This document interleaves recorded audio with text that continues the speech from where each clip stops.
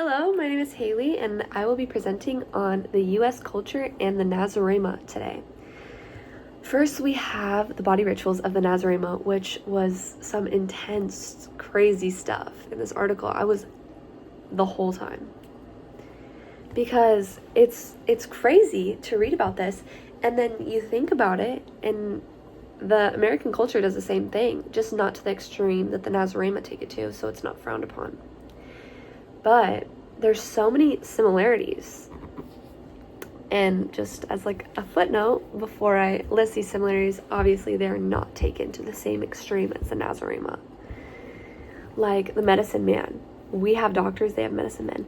They cannot use their medicine men if they don't have the adequate gifts to provide or give to the medicine man.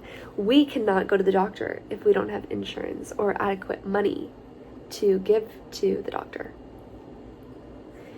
And I think it's so interesting that they find the human body ugly, and they devote their lives and their money to making sure that they're not ugly. They go through these intense rituals that end up killing people just to make sure that they're not ugly.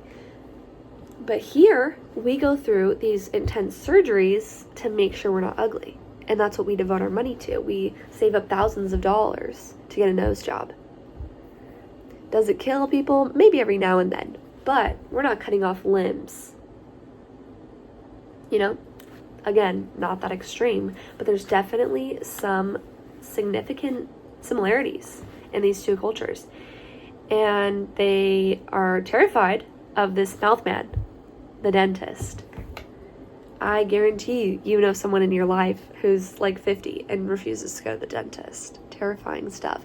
My dentist doesn't involuntarily drill holes in my mouth for no reason at all, like the Nazarema, but that's just me. They also have a room where they take incredibly sick people, like the hospital. But we don't cut off limbs that we think are evil. So there's a difference there. Yeah, pretty significant one. In light of the upcoming American phenomenon, the ritual/event that I've chosen to present on is the Super Bowl, happening next week.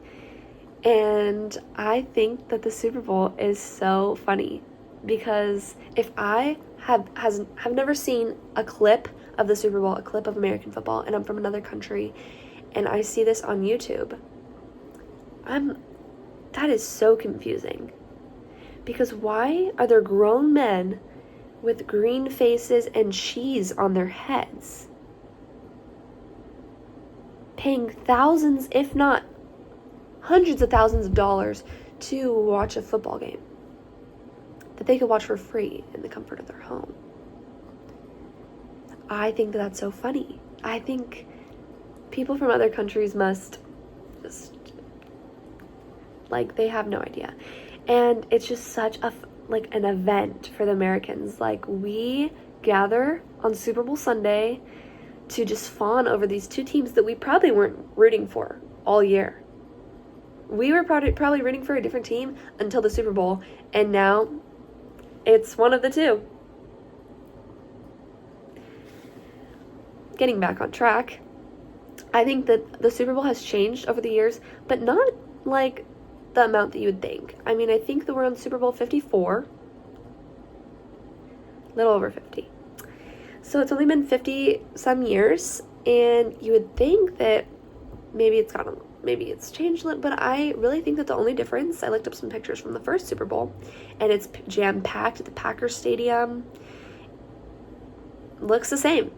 I do think that we've gotten a little more intense. We have worshipped football a little more than they did in the 70s and the 80s. I don't think that they were painting their faces and wearing cheese hats and like the big foam fingers. But I do think that there has been an economical difference in the Super Bowl and just how it's impacted our economical standpoint in the US. And given that sports is part of the culture, it is something in the culture that we spend a lot of money on. So, I mean, if these people are flying in, spending $100,000 to see the Super Bowl, great for the economy. So, and that is from the University of Delaware.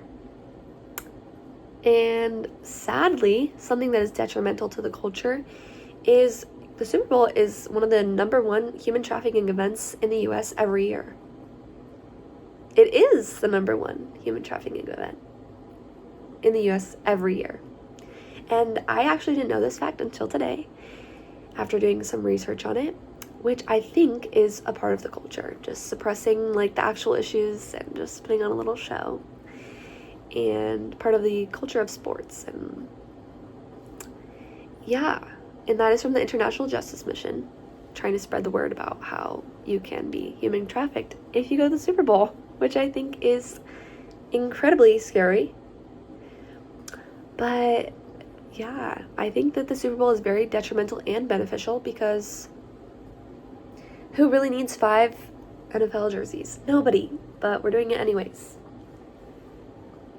And yeah, I think that is about it. I hope you enjoyed this video on the upcoming event that we have next weekend. And I hope you have a great Super Bowl Sunday.